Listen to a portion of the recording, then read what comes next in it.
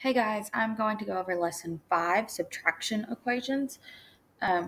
So if you watched my last video, lesson 4, addition equations, you'll know a lot of it already. So the first two are just like the first ones on the last lesson. You have an X, then you have some boxes with minuses. Since this is subtraction, I went ahead and put X minus. Then you just count how many minus boxes are here. 1, 2, 3, 4, 5. So it's X minus 5 equals, and then you're going to count how many plus boxes are on the other side of the equals. So there's 1, 2, 3, 4, 5, 6, 7, 8. That's all you have to do. X minus 5 equals 8. Easy. So the same thing for the next one. There's 2 minuses here. So X minus 2 equals 1, 2, 3, 4, 5. Okay, so now this is when we need to do the inverse operation. Put our lines beside our equal sign.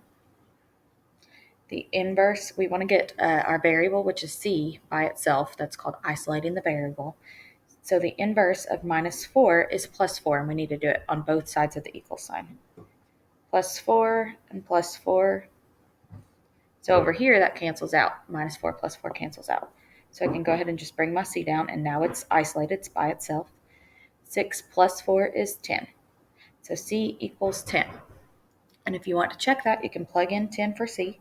10 minus 4 is 10 minus 4, 6. And it is. Okay.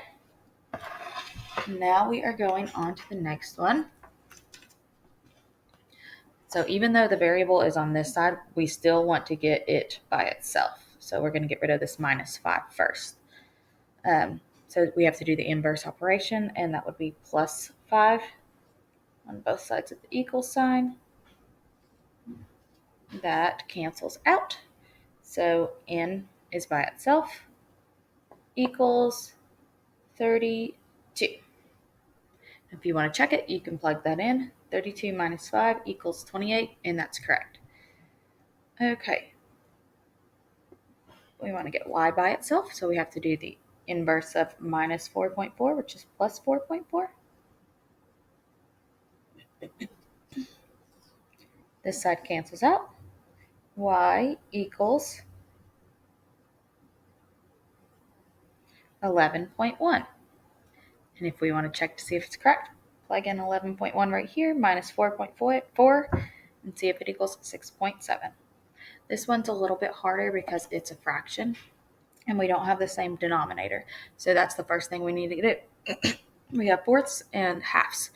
So we can make this half into fourths by multiplying the top and the bottom by 2.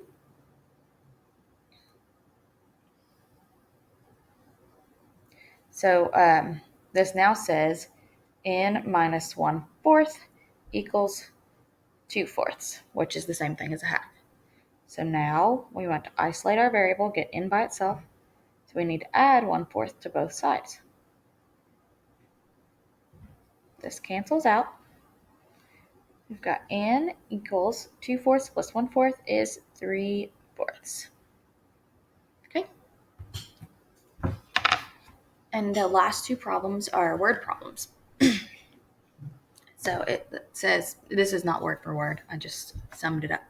X and 13 is 21 as a subtraction problem. So we would have X minus 13 equals 21, right? As a subtraction problem. So to figure out what X equals, we have to do the inverse. Add 13 to both sides. That cancels out. X equals 34. Okay.